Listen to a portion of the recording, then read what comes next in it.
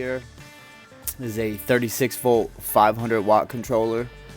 One of these is a 36 volt 1000 watt controller and a 48 volt 1000 watt controller. It's real simple, man. It's three things, okay? Your blue and your yellow is your motor wire, and look, this is even said, he even writes motor on it. This is your battery wire, the red and the black, positive, negative, and that's the only thing we're going to be messing with. And then this is your throttle. It's a 5-pin connector, okay? Throttle. So once you plug in your throttle and connect it to the handlebars, once you connect your motor, as long as your motor is going the right way, and we'll have to do this part first to find that out. So you just plug it in. Here is where what you got to do to meet your battery. All right, he has it plug and play for you to add an extra lead acid battery, but if you want to go lipo, then you're gonna have to cut the red and black wire right up here. Okay, and this one, for what I'm showing you for, I didn't even solder it, man. This is what I did with one of my original controllers I had from him. This is a 48 volt 1000 watt, and if you didn't, this is before I got my little solder machine up there. So I just got butt splices, man, and these are, you cut them, you put them through, crimp it, and then you I took the extra little wire they supplied, and then took these two ends, crimped them into those sides, and then these also have that heat shrink type tubing on.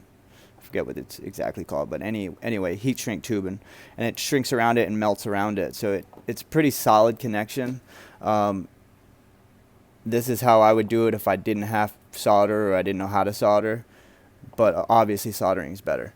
So anyway, this is a stock 36 volt 1000 watt controller, but that's all you're doing, man. And then once you line up your battery, once you plug in your battery, you'll see which way your motor direction is going. And if for whatever reason your motor direction is going the opposite way, you would just take these out with a little miniature flathead pin thing, and just change the wire. You put the blue where the yellow is and the yellow where the blue is. But man, it's really simple. This one's got a 48 volt 1000 watt controller in it right now, to run a 48 volt. So this is actually a 24 volt motor, so it's a 48 volt, it's a double overvolt. I've run it in the quad, I've run it in every single bike that you can see here except for the Lectric. Lectric's fully stock still, but everything you see, even that, I've run it in literally everything. That's running a 36 volt 1000 watt controller, 36 volt battery, I think 20 or 25 amp BMS, and then just a 36 volt 1000 watt motor.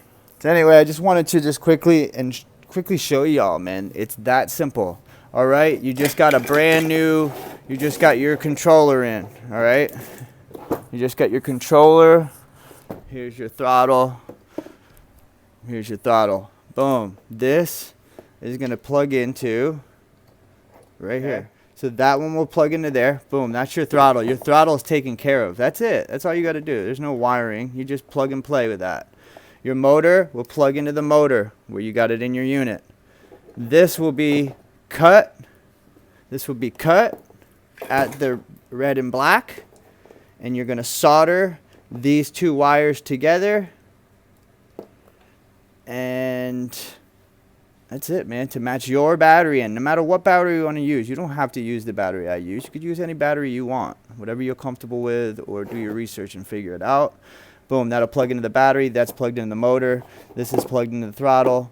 Your key ignition would turn on. That's it. That's it. I've been doing these for a year now, maybe over a year, I don't know. And I haven't had any issues, man, at all. I mean, Tom can attest to that, man. I haven't been calling, complaining at all. I've been riding. We've all been riding, man. That's just what it is.